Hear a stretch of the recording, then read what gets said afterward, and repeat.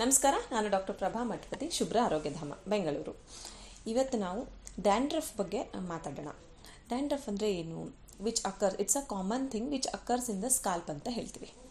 ಇನ್ನೂ ಹೇಳಬೇಕು ಅಂತಂದರೆ ವಾಟ್ ಇಸ್ ದಿಸ್ ಡ್ಯಾಂಡ್ರಫ್ ಅಂತಂದರೆ, ಡ್ಯಾಂಡ್ರಫ್ ಇಸ್ ಅನ್ ಇನ್ಫೆಕ್ಷನ್ ಅಂದರೆ it is not an contagious infection. Contagious ಅಂದರೆ ಒಬ್ಬರಿಂದ ಒಬ್ರಿಗೆ ಹರಡೋ ಇನ್ಫೆಕ್ಷನ್ ಅಲ್ಲ. ತುಂಬ ತಿಂಗಳಾನ್ಗಟ್ಟಲೆ ಮೆಡಿಸಿನ್ಸ್ ತೊಗೊಂಡು ಅದನ್ನು ಟ್ರೀಟ್ ಮಾಡೋ ಅವಶ್ಯಕತೆ ಆ ಥರ ದೊಡ್ಡ ಇನ್ಫೆಕ್ಷನ್ನು ಅಲ್ಲ ಇದು. This is an simple fungal infection ಅಂತ ಹೇಳ್ತೀವಿ.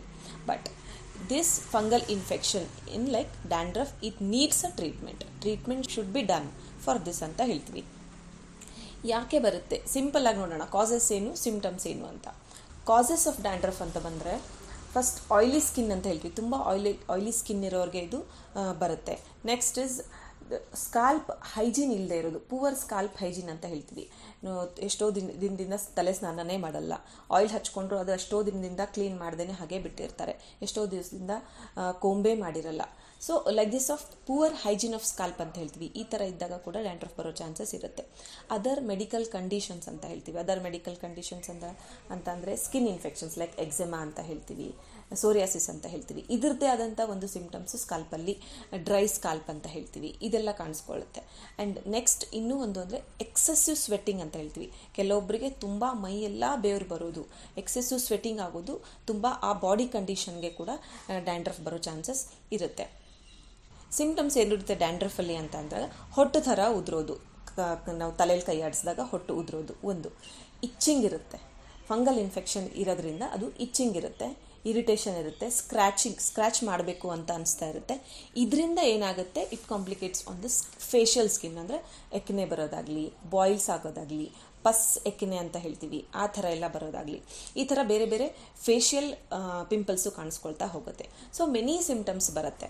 So how to manage this dandruff, ನಾವು ಮ್ಯಾನೇಜ್ ಹೇಗೆ ಮಾಡ್ಕೋಬೇಕು, ನಾವು ಮನೆಯಲ್ಲಿ ಏನು ಮಾಡ್ಕೋಬೇಕು ಅಂತ ಅಂದರೆ 5 simple things. First is methi seeds ಅಂತ ಹೇಳ್ತೀವಿ. ಸೆಕೆಂಡ್ ನೀಮ್ ಲೀವ್ಸ್ ಅಂದರೆ ಬೇವಿನ ಎಲೆ.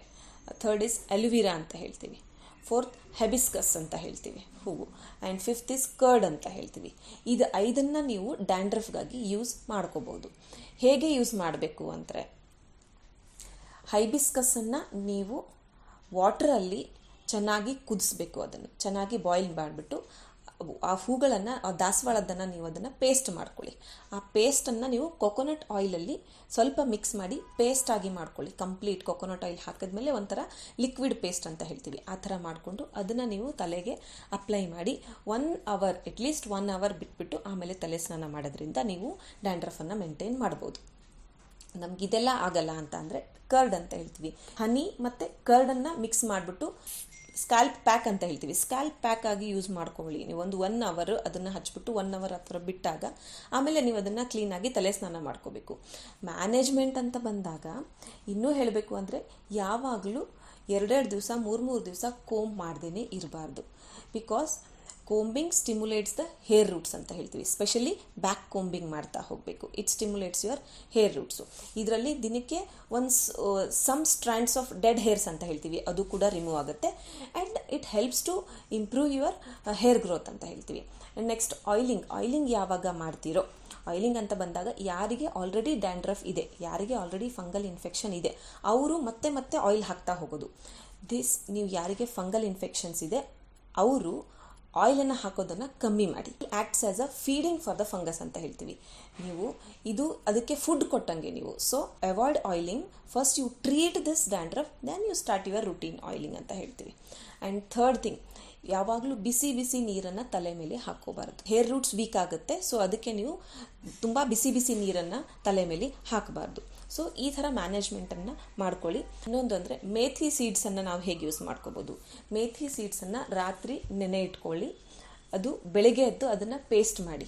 ಆ ಪೇಸ್ಟನ್ನು ಕರ್ಡಲ್ಲಿ ಅಥವಾ ಅದೇ ಡೈರೆಕ್ಟ್ಲಿ ಪೇಸ್ಟನ್ನು ಕೊಕೊನಟ್ ಆಯಿಲಲ್ಲಿ ನೀವು ಚೆನ್ನಾಗಿ ಮಿಕ್ಸ್ ಮಾಡಿಬಿಟ್ಟು ಅದನ್ನು ಸ್ಕ್ಯಾಲ್ಪ್ ಪ್ಯಾಕ್ ಅಂತ ಹಾಕಿ 1.5 ಅವರ್ 2 ಅವರ್ಸ್ ಆದಮೇಲೆ ಅದನ್ನು ನೀವು ಚೆನ್ನಾಗಿ ಕ್ಲೀನ್ ಮಾಡಿ.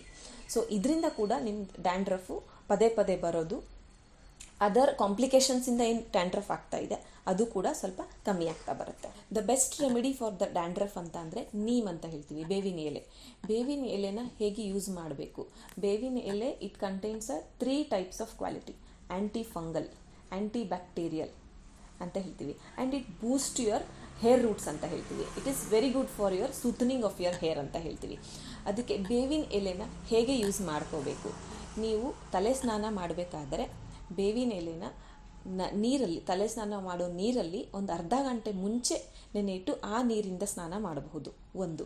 ಎರಡನೇದು, ಬೇವಿನ ಎಲೆನ ಚೆನ್ನಾಗಿ ನೀರಲ್ಲಿ ಬಾಯ್ಲ್ ಮಾಡಿಬಿಟ್ಟು ಅದನ್ನು ತೆಗೀರಿ.